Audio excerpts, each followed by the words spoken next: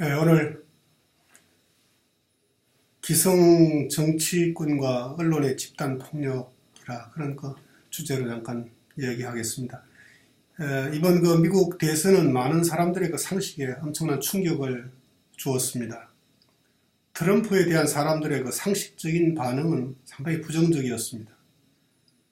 사람들의 트럼프에 대한 그러한 반응은 언론에 의해 제조된 것일 가능성이 높습니다. 힐러리의 정책은 상당히 합리적이고 어떻게 보면 실현 가능한 것이었고 또 말과 행동 또한 노련하고 세련되었지만 사람들에게 어필이 안 됐죠. 반면에 트럼프는 자기를 지지하는 사람들을 배반하는 이율배반적 정책을 외쳤지만 대통령에 당선이 됐습니다. 사람들은 트럼프의 행동과 발언이 불편하지만은 요즘 소위 political correctness라 정의롭게 말하기 그런 것에 대한 무모한 격파에 참 사람들이 내심 지지를 보낸 것이라 그렇게 말할 수 있겠습니다. 미국 사회에는 상식을 존중하는 사람이라면은 해서는 안 된 금기사항이 너무 많습니다. 어떤 사회든지 그렇습니다만 특히 인종차별, 여성비하, 동성애 반대, 성추행, 환경정책에 대한 다른 의견, 심지어 이 백화점에서 크리스마스 시즌에 메리 크리스마스라는 말도 금기사항입니다. 미국 사회에서는 그런 금기사항을 입에 담지 않는 것이 의식 있는 사람들의 정상적인 태도라 그렇게 생각합니다.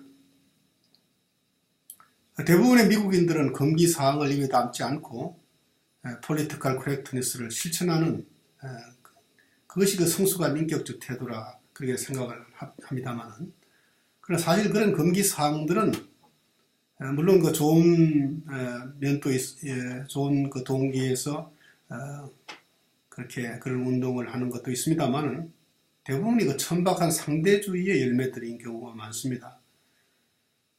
트럼프는 유세 기간 중에 그런 금기사항들을 수없이 많이 범하였고 주류 언론과 기성 정치권은 그러한 트럼프에게 소위 집단 폭행을 퍼붓고리 됐습니다.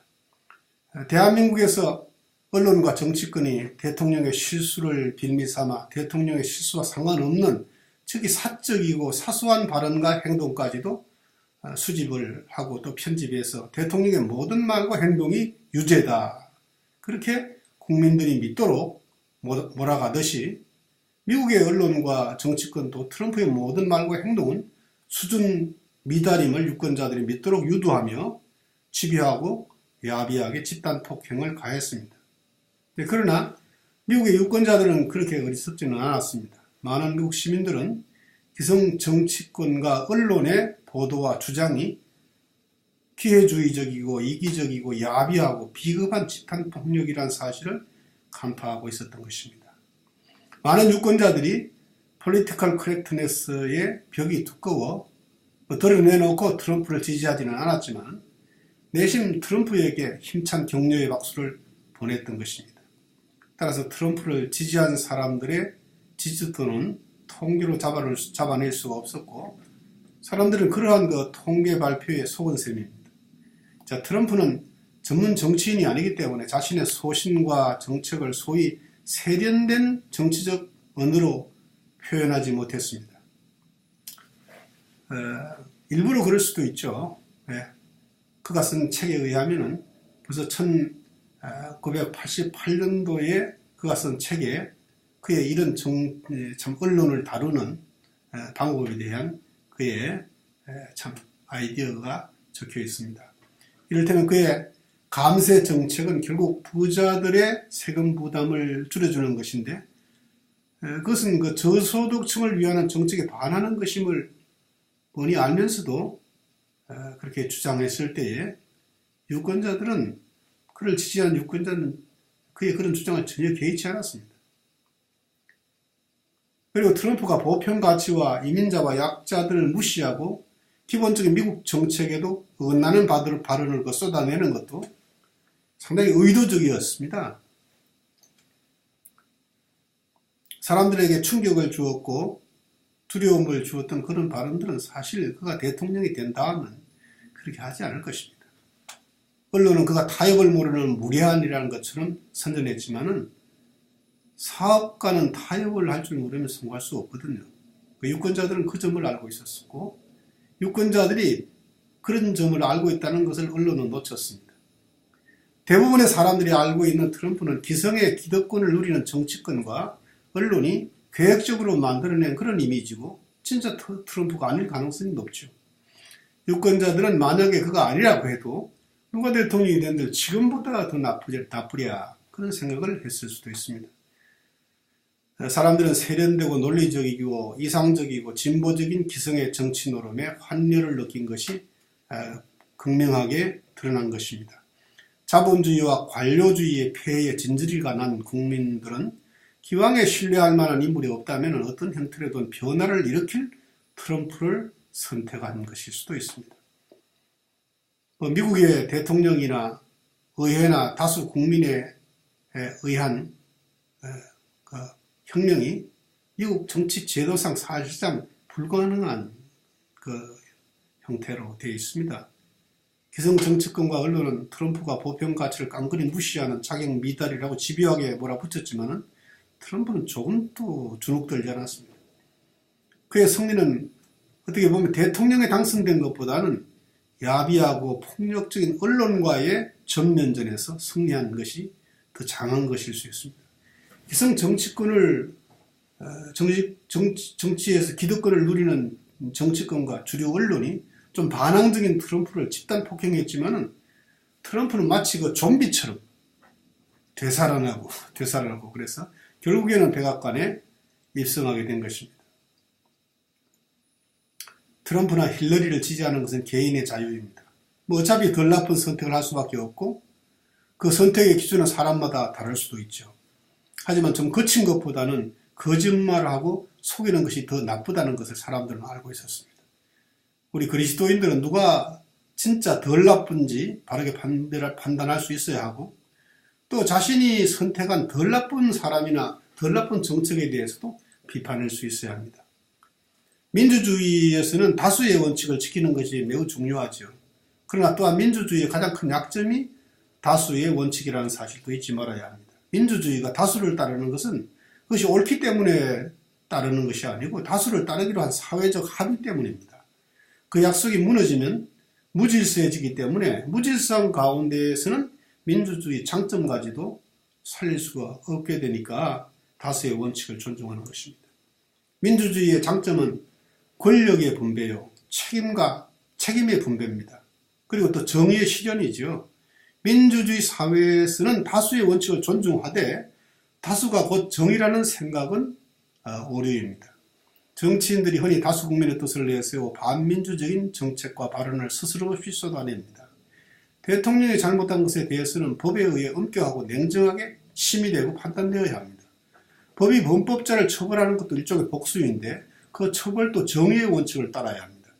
고대로부터 범법자를 처벌하는 동태복수법이 존재했는데 이런 처벌에도 정의의 원칙을 적용한 경우라고 할 수 있습니다. 성경에 눈은 눈으로 이는 이라라고 한 것도 바로 복수의 정의죠.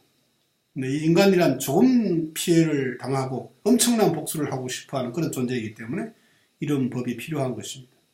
구약성경에 나오는 그 라멕이라는 자는 자기에게 가벼운 상처를 입힌 사람을 죽였습니다. 그리고 그 사실을 노래했습니다. 법을 지킨다는 명분으로 몇 배나 복수를 불법으로 하고 사람을 죽이고 그것을 마치 예술의 차원인 것처럼 정당화했습니다. 누군가 법을 지키지 않았으므로 개인이나 공공에 손해를 끼쳤다면 그를 처벌할 때도 법의 한계를 넘어서면 안 됩니다. 물론 경우에 따라 죄질이 나쁜 경우 특정 가중처벌법에 의해 처벌받지만 어떤 경우든 처벌은 법의 한계를 넘어서지 않도록 조심해야 합니다.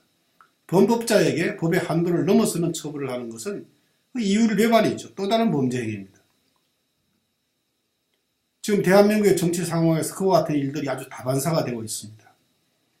대통령이 큰 실수를 한 것은 부정할 수 없지만 그를 자기 의견이 전혀 없는 샤머니즘에 빠진 허수아비로 몰아가는 것은 아주 나쁜 폭력입니다. 지금까지의 외교 활동에서 어느 정도 능력이 입증됐고 또 김영란법을 관철시키는 것을 볼 때 사회 정의와 윤리의식 또한 나름대로 검증된 셈입니다. 지금의 정치권과 언론의 행태는 실수, 대통령의 실수, 나는 고의로 저지른 죄가 아니고 실수라고 보는데 실수한 대통령에게 집단 폭력을 가하는 것이라고 그렇게 생각합니다. 정치권과 언론이 나쁜 것은 국민을 선동해서 대통령이 지은 죄보다 엄청나게 과한 복수를 폭력으로 자행하고 있다는 것입니다. 그 라틴어에 군중에 호소하는 오류라는 그런 말이 있습니다. 이는 여러 논리학적 오류 중에 하나로 많은 사람이 믿고 있다는 이유로 어떤 명제가 참이라고 결론 짓는 것을 의미합니다. 이 오류는 많은 사람들이 행동하고 받아들이고 있는 이론이나 주장이 참임을 사람들에게 납득시키려는 때에 흔히 이용되는 그런 오류입니다. 이를테면 88%의 사람들이 UFO의 존재를 믿고 있으니까 UFO는 존재한다. 그런 주장이라든지 많은 사람들이 신의 존재를 믿으니까 신이 존재한다든지 여론조사 결과 90% 이상의 사람들이 홍길동은 나쁘다고 생각하기 때문에 홍길동은 나쁜 놈이다 라고 한다든지 많은 사람들이 홍길동을 나쁘다고 생각하는 것은 홍길동이 나쁘다는 것이 사실이 아니라 일반적인 일반적이라 그런 뜻이죠. 그것이 참이라는 사실을 증명하는 것은 아니죠. 그것이 일반적인 것도 참일 수는 있지만은 많은 사람들이 그렇게 생각하기 때문에 그것이 참이라는 주장은 그건 오류입니다. 이런 경우와 관련하여 정치인들과 국민들은 인신공격의 오류에 빠질 위험도 생각해야 합니다.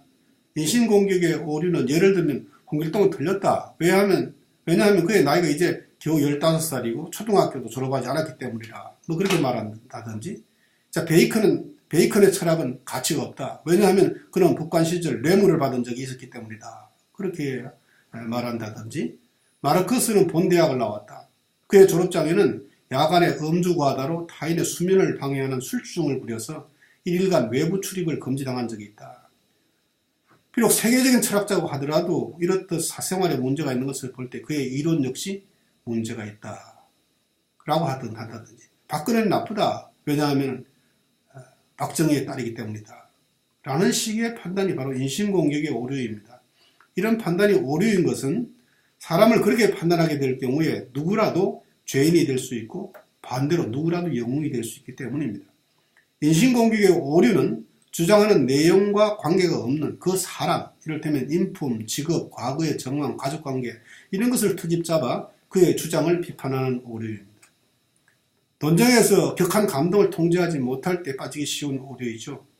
지금의 정치판에서는 보수와 진보, 양진영 모두가 서로에 대해 이 같은 인신공격 오류에 빠져 있습니다. 또 하나 중요한 것은 인간 요인 오류입니다. 이것은 인간 신뢰성에 대한 오류라 그렇게 말하기도 합니다. 인간 요인 오류는 인간이 불완전한 존재이기 때문에 생기는 다양한 심리적, 육체적, 생리적, 환경적 요인이 복합되어 생기는 오류입니다. 인간은 누구나 불완전한 존재임에도 불구하고 사람들은 일반적으로 어떤 오류가 발생할 경우 자신의 결함이 원인이라는 것을 부정하는 경향이 있으며 단순히 오류를 없애려는 노력을 한다는 것입니다. 인간공학에서는 이러한 오류에 대한 거부감을 가지지 않습니다. 오히려 그런 오류를 인정하고 원인을 규명해서 오류를 줄이기 위한 방법을 연구하죠. 무엇보다 성경은 모든 오류가 인간의 한계 때문이라 라는 전제에서 설명을 하고 있습니다. 하지만 현실 정치와 인간관계에서는 어떤 문제에 대한 인간 오류를 일체 고려하지 않습니다. 인간 사회와 정치계의 혼란스러운 이유는 이 같은 이유를 배반적 오류 때문입니다. 이번 미국의 대선이나 대한민국의 최순실 게이트에서 드러난 한 가지 분명한 사실은 기성 정치권과 주류 언론의 집단 폭력 행위입니다. 이 뒷골목에서 일어난 집단 폭력은 극명한 범죄 행위로 처벌을 받지만 작금의 기성 정치권과 주류 언론의 집단 폭행은 민주주의와 정의의 이름으로 정당화되고 있어서 일반 시민들이 판단하기조차 쉽지 않다는 면에서 그 죄질이 아주 나쁘다고 생각할 수 있습니다. 나는 이런 현실 정치에 대해 지나치게 실망하지 않습니다. 왜냐하면 그런 모든 오류는 바로 인간의 한계 때문에 발생하기 때문입니다. 인간은 어쩔 수 없이 수많은 오류를 범하죠. 인류 역사는 그런 오류들로 점철되어 있다 해도 과언이 아닙니다. 제가 오늘날처럼 혼란한 현실에서도 지나치게 실망하지 않는 이유는 인간의 지혜와 능력으로 그런 오류를 모두 제거할 수는 없지만 그런 오류에 더 깊이 빠지거나 휘말리지 않도록 노력할 수 있기 때문입니다. 오류에 대한 원인들을 간파하고 대응하는 노력 여하에 따라 인간의 성숙도는 하늘과 땅처럼 달라집니다. 무엇보다 우리 그리스도인들은 성령님의 도우심을 힘입어 이 오류에 빠지지 않을 수도 있기 때문입니다. 갈라디아 5장 16절에 보니까 내가 이르노니 너희는 성령을 따라 행하라. 그리하면 육체의 욕심을 이루지 아니하리라. 우리 그리스도인은 그 자신의 본래적 능력 때문에 정의로울 수 있는 것이 아니고 성령을 따라 행할 때 그렇게 될 수 있다. 그렇게 이야기합니다. 오늘 여기까지 하고 마칩니다.